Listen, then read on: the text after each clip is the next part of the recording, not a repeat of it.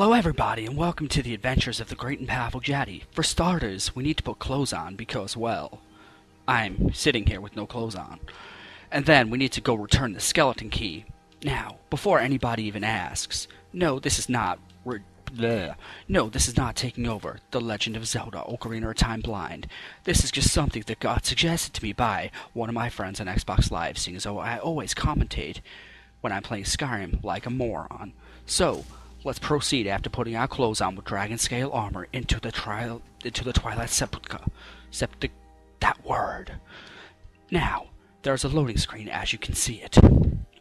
And the magic of this video is going to actually start happening when I start doing crap, because we are on the adventures of the great and powerful Jady. And now there is a loading screen.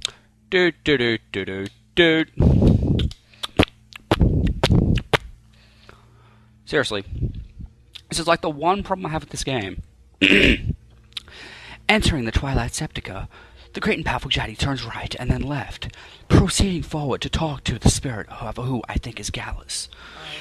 If you have not played Skyrim before, you should just read everything and listen to everything carefully. But if you are like me and have played Skyrim a lot before, you can just not listening to what the nightingales and everything say, and just skip everything straight ahead, so that you may proceed and kill things like the great and powerful Jady. So, let's keep going.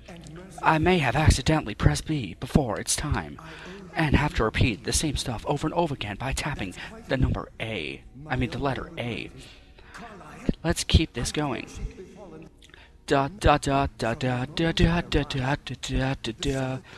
Can't, when, let's hurry up and skipping. The great and powerful Jady is not listening to this, and decides to proceed into the pilgrim's path. Into the whatever he was saying. So the great and powerful Jady goes down the hallway and turns right, proceeding down here, leveling up his light armor.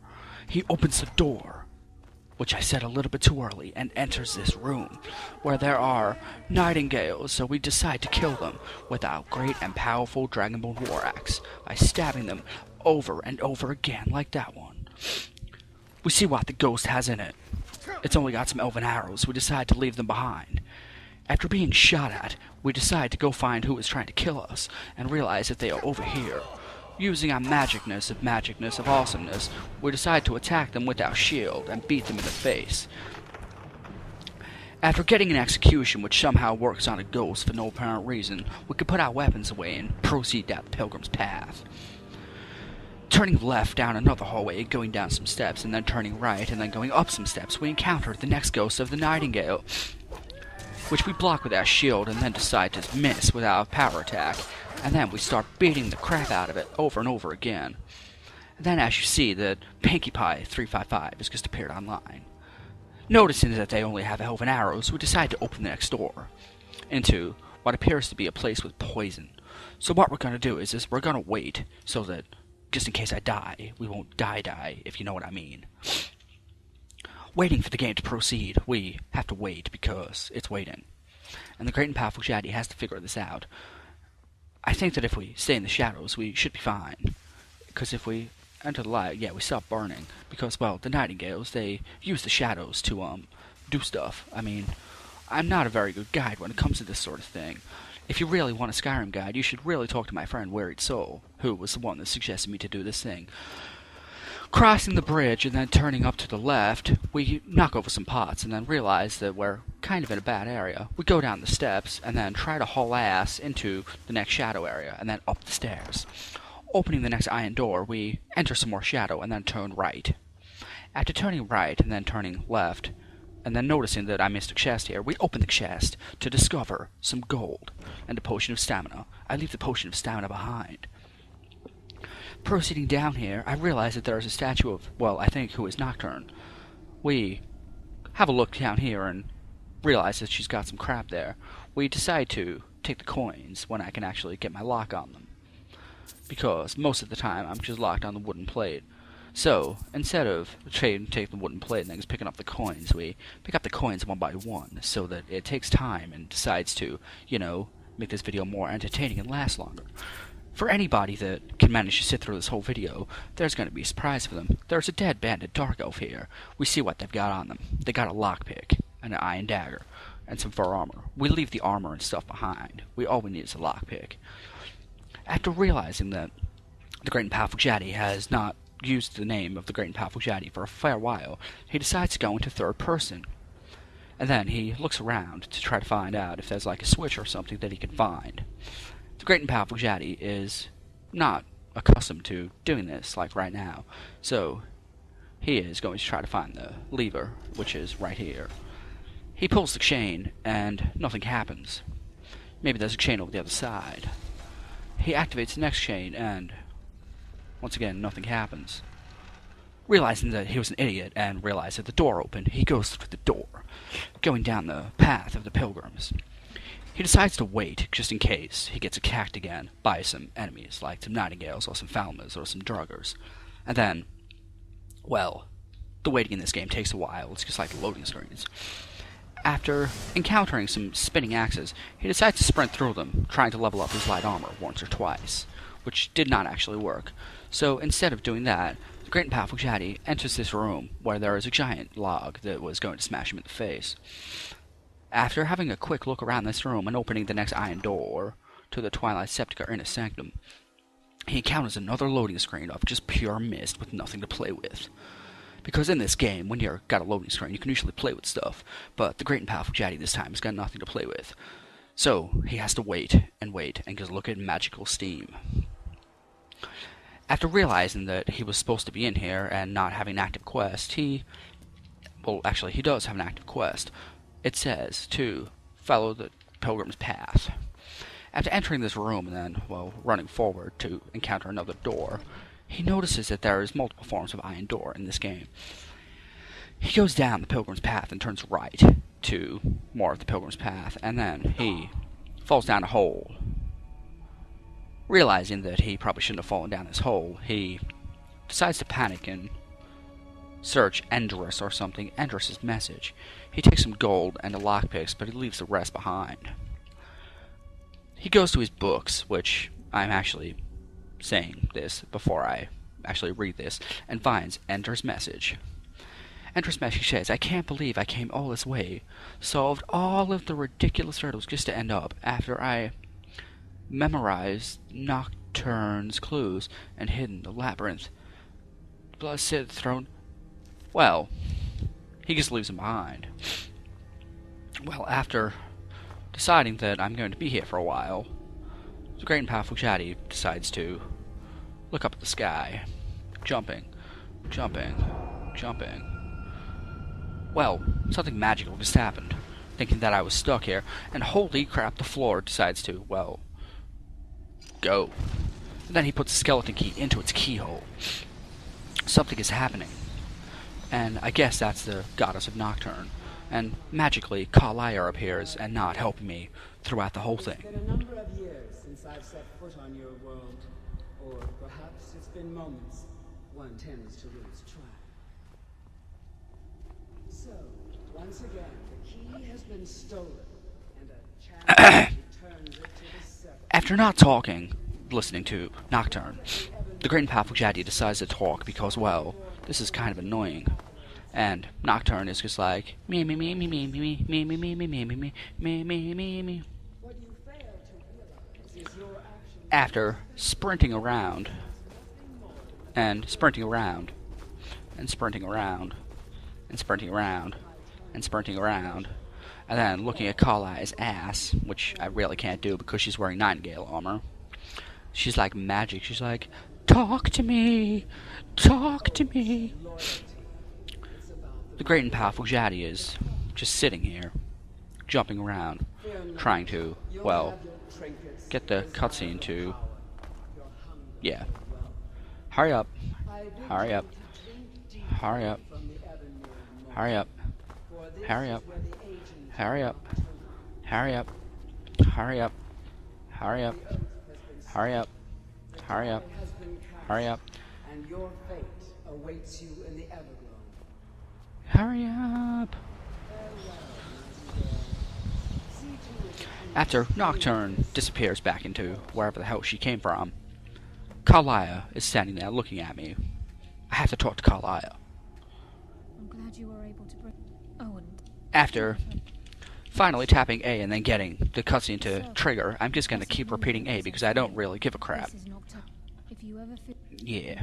once you've chosen, now, After tapping the button, and then tapping the button, and then tapping the button, and then tapping the button, and then tapping the button, and then tapping the button, and then tapping the button, and then tapping the button, and then tapping the button, and then tapping the button. Anyway, hold on a moment, I'm actually listening. By weaving the darkness to their will, this agent can manipulate others. The agent of stealth is the master of remaining unseen. They are able to manipulate the darkness and use it on moonlit nights or in darkened rooms. This agent of strife can send forth a tendril of at the same time. This tether to the agent's own life. After not giving a crap and listening to what she said, we go and stand on this one. And we got the Agent of Strife, and then Darkness Returns. After completing the Thivsco questline, we try to figure out how to leave this place. And then we leave, because, well, we don't really give a crap, and we completed the quest. After having another cutscene here, with more steam, with nothing to play with, the great and powerful Jady is sitting here scratching his elbow, thinking that this could have been a lot longer, because the great and powerful Jady originally planned this to be, well, about a fairly long time, because, well, the great and powerful Jady thought that this whole video would take longer than it actually did. After returning to the Overworld, which is up here, we decide to leave the Pilgrim's Pass, me and my light armor. And then, once we leave the Pilgrim's Pass after turning right, and then turning left, we enter Skyrim.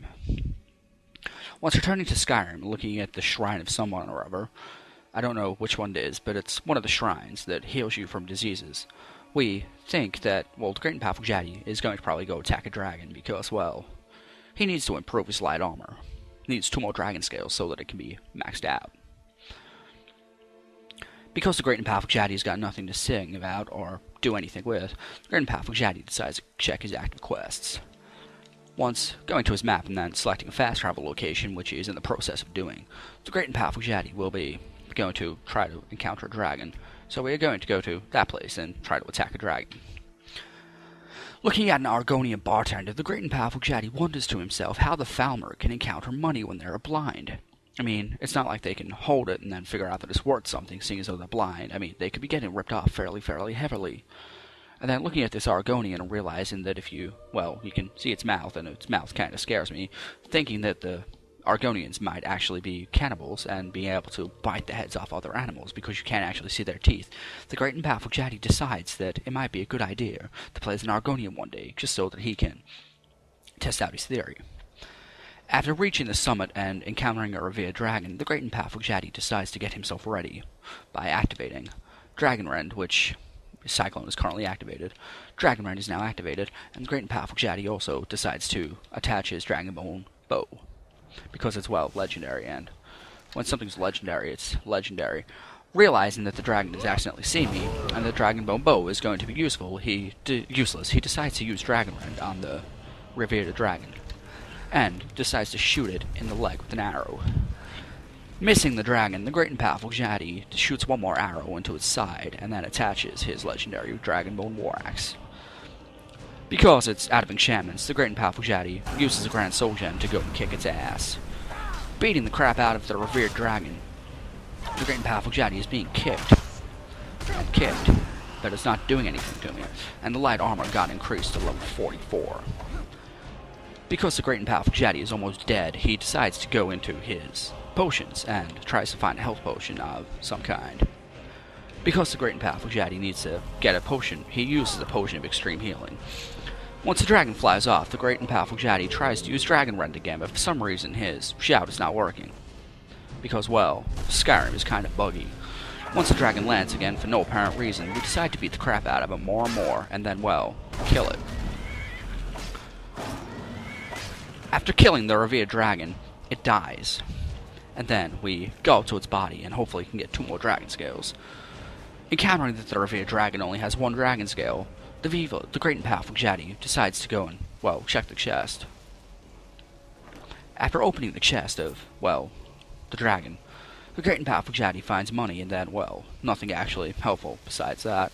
He goes to the dragon wall because he can hear the dragons calling, but there is no word of power, but he can hear it. After his computer turns off because he did not touch a mouse for a while, the great and powerful Jady almost walked off a cliff. Remembering that he has dragon scale, he goes to Whiterun, once he finds it on the map. Because, well, Whiterun's a convenient place because, what, the blacksmith is directly near where you need to go. Looking at a loading skirt of Murak and a serpentine dragon, the great and powerful Jady decides to spin it around and around and around and around and around and around and around and around. Looking at the serpentine dragon's mouth, it looks like to the great and powerful Jady that, well, they look more like a friggin' crocodile than a serpentine dragon. But after deciding that they look friggin' weird because they have no scales and they're covered in slime, the great and powerful Jady thinks that the serpentine dragons are the weirdest friggin' dragons in Skyrim, except for the revered dragon which looks like a caterpillar.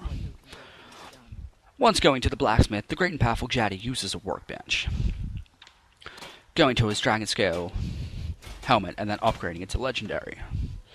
He decides to teabag the ground a couple times, and then decides to, well, you know, because he's here, why not go and visit his Bleed's home? But then I remember that there's no one in there to talk to. The great and powerful Jady decides that instead of doing that, he is going to go into third person and jump. And jump. And jump. Because the great and powerful Jady has killed one revered dragon, aka known as a caterpillar dragon, in the great and powerful Jady's opinion, the great and powerful Jady decides to go to another dragon shrine to see if he can, well, get some more dragon scales to complete his legendary armor set of dragon scale armor. Knowing that his heavy armor is already on level 100 and he does not want a legendary because he'll be as weak as a pussy again, the great and powerful Jady is using light armor so that he can, well, level it up and get some levels with light armor.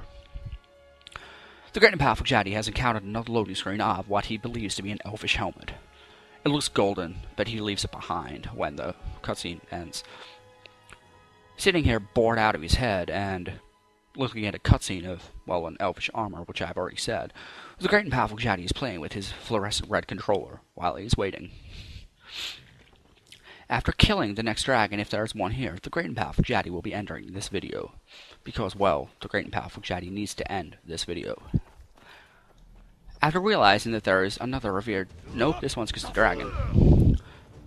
Oh no, sorry, I'm an idiot. After realizing that there is an elder dragon here, the great and powerful Jady uses Dragon Rend. The elder dragon decides to land and, well, get bashed up by a Dragonborn War Axe, which has probably come off another elder dragon. Might have even been a legendary dragon. Or some other kind of dragon. After killing the elder dragon and putting away his utensils, realizing that they are kind of useless now, the great and powerful Jady realizes that he is being attacked by something else. Learning that there is Dawnguard here, because the great and powerful Jady decided to team with the vampires, he almost dies, because he's not really paying attention. After killing the Dawnguard person, because they keep blocking, and well, killing the Dawnguard person was actually harder than I thought, and realizing that they have a jug of milk, and a lockpick, and some other stuff, the great and powerful Jady leaves that body and then, well, tries to find the rest of the Dawnguard. Encountering this member of the Dawnguard that has a crossbow, which the great and powerful Jady does not like using, because Skyrim should be a game of, well, medieval crap, and there was no crossbows in medieval times. After killing that member of the Dawnguard and trying to find the next one, he decides to loot a burnt corpse. The burnt corpse had nothing on it. Encountering the member of the Dawnguard that he has been so desperately trying to find, he got an execution kill and decided to loot its body. After realizing that its body really had nothing helpful, he puts away his weapons, and then fast travels back to Whiterun, when he finds it on the map again.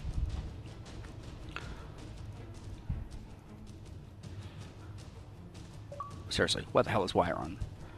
After Gino Lal comes online, he fast travels to Whiterun, looking at a cutscene of books, skulls, cauldrons, and some spells. Because, well, yeah, that's just what happens. After realizing this video is going about the time that he really wanted to, the great and powerful Jady decides that after he levels up his legendary armor and then runs around Whiterun without any clothes on, that it's going to be a good idea. The great and powerful Jady has Skyrim music blaring in his ears, and it's kind of annoying him because, well, Anyway, moving on. The great and powerful Jady, has reading the things in the corner, realizes that many of the Skyrim waterways are filled with slaughterfish. Slaughterfish are kind of weak and easy to kill, so he decides to leave them behind. After realizing that this stupid bitch is on the workbench, the great and powerful Jady decides to use it and kick her off it. Once upgrading his dragon scale gauntlets, he decides to enter his Bleeze home, which he did not do before.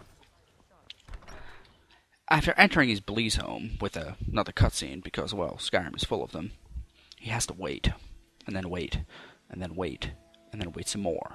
Waiting, waiting, waiting, waiting, waiting, waiting. After entering his Bleeze home, he got caught on a chair and then, well, runs up the stairs. Because, well, he goes into his bedroom and opens his chest. The reason he's come back here was so that he could, well, put away his friggin' stuff that he got from doing the Thieves Guild questline, because he's never going to use them. After putting away, not all of the stuff, but some of the stuff, he decides that it might be a good idea to also put away the Nightingale armor. Because, well, it's Nightingale stuff, and I'm not going to use it. After putting away everything that I needed to, the great and powerful coughs because he is sick. Going back into Whiterun with another cutscene, which is not activated, he's looking at Steam. Because more and more Steam. More and more Steam. Looking at the Steam, he, well, is just looking at the Steam. Back inside Whiterun, the great and powerful Jady was going to run around naked, because, well, who doesn't want to run around naked? So the great and powerful Jady detaches everything, starting with his weapons, then his armor, and then his shield, and then his ring, and then his necklace, and, well, runs around naked. He decides to go up to this person and do a little teabag. Apparently I look sick, so I'm going to check my active effects and see if I have a disease of some kind. After realizing that I have ataxia, the great and powerful Jady decides to run upstairs, because there is a shrine up here that can heal him. I mean, it's a shrine. After looking like a homeless asshole, the great and powerful Jady turns around so that people can see his beautiful body. After having a phone call, the great and powerful Jady will be back. After receiving a phone call from a telemarketer, the great and powerful Jady realizes that he came here so that he could heal himself on the Shrine of Talos. After curing his disease, we run upstairs so that we can go and visit the companions. Because, well, they're companions. And encountering the blacksmith of the companions, Jarlan Greymane. After looking at Jarlan Greymane's ass and seeing what he has in his pockets, the great and powerful Jady realizes that it has a 0% chance to steal the money that he has in his pockets. So he decides to stand up and then, well, run upstairs to his forge and then show you a really weird friggin' thing in this game, which is kind of weird. The great and powerful Jady's not wearing anything, but he's also standing in lava. Well, very, very hot forge coal. The great and powerful Jady is just going to show you this one little thing while he's naked. The great and powerful Jady is sprinting around the back of Whiterun, jumping over a wall because it's a quicker way down. After encountering the house of what was formerly known as the House of Battleborn, the great and powerful Jady decides to run downstairs, and then encounters a little child there that told me to be careful. The great and powerful Jady does not like this, so he uses Dragon Rend and scares the kids. Apparently kids can resist Dragon Rend because, well, they're not dragons and they can kind of be used by it. Knowing that the great and powerful Jady is naked, he attaches another shout because he wants to turn into a dragon, so he uses Dragon Aspect and walks down the street ever so calmly. After activating Dragon Aspect and looking like a dragon while being naked, the great and powerful Jady sprints over to the forge so that he can show you what he came here for. After jumping into this forge, one I actually can. Or can I not jump into this one? After not being able to jump into this forge and be caught on fire, the great and powerful Jady has decided that he should go into the glitching water. Somehow the water magically turns into water when I actually stand in it. After sprinting up to the gate while still wearing no clothes and then watching the water glitch out again and looking at where the sewerage comes into Whiterun, he turns around and then decides to, well, run up to the top of the guard tower. Once he's at the top of the guard tower, the great and powerful Jady sits on a chair with no clothes on. and decides to have a sleep. Thank you for watching The Adventures of the Great and Powerful Jady, Episode 1. I don't know if I'll ever be doing this again, but thanks for watching. With that, I am out. Thank you for watching The Great and Powerful Jady.